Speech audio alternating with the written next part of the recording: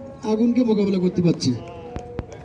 1 সেকেন্ডের ভিতরে আপনি যদি বাতাস বন্ধ করে দিতে পারেন, অক্সিজেন বন্ধ করতে পারেন আগুনে, তাহলে আগুনটা নিভে যায়। আমাদের বাসা বাড়িতে যদি ফায়ার ব্ল্যাঙ্কেট না থাকে, তাহলে আমরা কি করব, কাঁথা কম্বল বা এই ধরনের কোনো কিছু ভিজিয়ে যদি আমরা ঢেকে দিতে পারি আগুনটা ছোট অবস্থায়, তাহলে আগুনটা নিভে যাবে।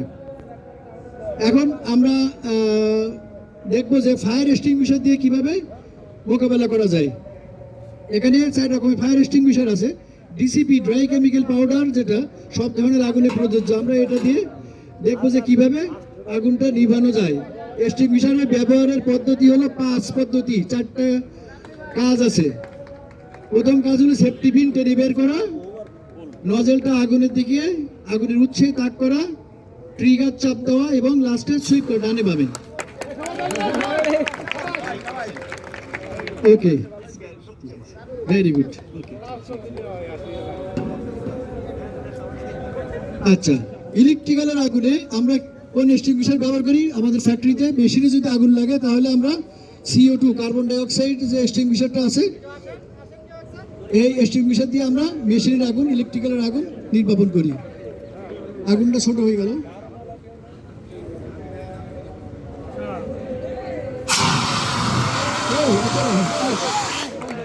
Very good. আচ্ছা, আমরা এখন 3টা আগুন একসাথে লাগাই দিয়ে একজন পাওয়ারফুল মাসল ম্যান যাচ্ছি, যিনি 3টা আগুন একসাথে 3 সেকেন্ডে নিভিয়ে দেবে। এমন কে আছেন আমাদের মাঝে? আমার ফায়ার টিমের সদস্য কে আছেন?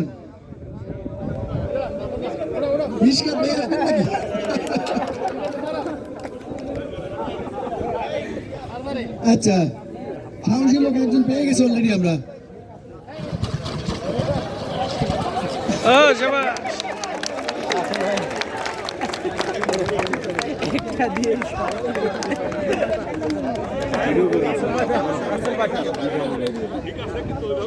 আমাদের মাসুলমান কিন্তু ঠিকই কাজ করছে, মাসুলের কাজ, কিন্তু একটু সমস্যা ছিল যে বেস অফ দি ফায়ার, আগুনের উৎসে ব্যবহার করা। উনি কিন্তু উৎসের বাইরেও ইউজ করছেন,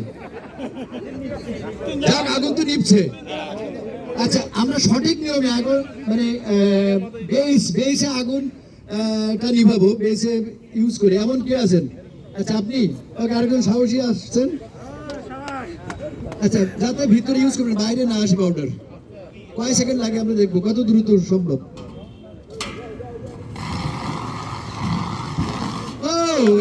3 সেকেন্ডও লাগেনি। আচ্ছা, এখান থেকে আমরা বুঝলাম একটা এক্সটেনশন দিয়ে অনেকগুলো আগুন নিভানো সম্ভব এবং 1 সেকেন্ডের ভিতরে লাগানো সম্ভব। আচ্ছা, এরপরে এটা ছোট আগুন দেখলাম। আমরা যদি বড় ধরনের আগুন লাগে, আমাদের এখানে অটোমেটিক ফায়ার সাপ্রেশন সিস্টেম আছে, fire hydrant, fire sprinkler system আছে। এই যে আপনারা দেখছেন যে প্রিমিসের চারিপাশেই কিন্তু ফায়ার হাইড্রেন্ট আছে। এখানে 5 তলা পর্যন্ত তো উচ্চতায় আগুন আমরা নিভাতে পারি এই ফায়ার হোস দিয়ে। বাংলাদেশ ফায়ার সার্ভিস সিভিল ডিফেন্সের যে কাজ মানে ক্ষমতা আছে, তার চেয়ে বেশি ক্ষমতা আছে আমাদের ইকুইপমেন্ট ইউজ করে। তো মিশকাত ভাই যদি সামনে আসেন, আমাদের আগে বলছেন আপনি বলবেন যে আমাদের আসলে আরো কি করণীয় ছিল এক সম্পর্কে যদি 1 মিনিট একটু ফিডব্যাকটা জানান। মানে আসলে কি করণীয় আমরা করতে পারতাম।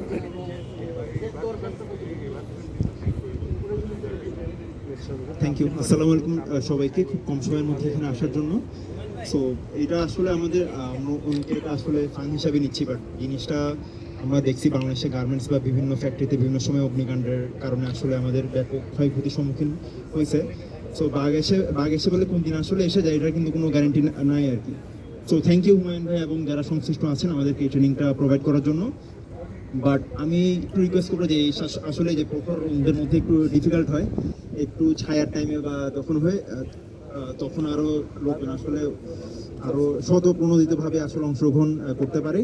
আর যেটা হচ্ছে যে আমাদের এখানে দেখছি আরও আসলে জ্যাকেট পরে অনেক লোকজন আছে, ওনাদের অ্যাক্টিভিটিসটা কি আমাদের গরম লাগছে, কিন্তু ওনাদেরকে দেখে আমাদের আরও গরম লাগতেছে। ঠিক আছে, সো থ্যাংক ইউ। আমি এত দ্রুত আসলে শেষ করার জন্য থ্যাংক ইউ সবাইকে। CL time. Okay, thank you সবাইকে।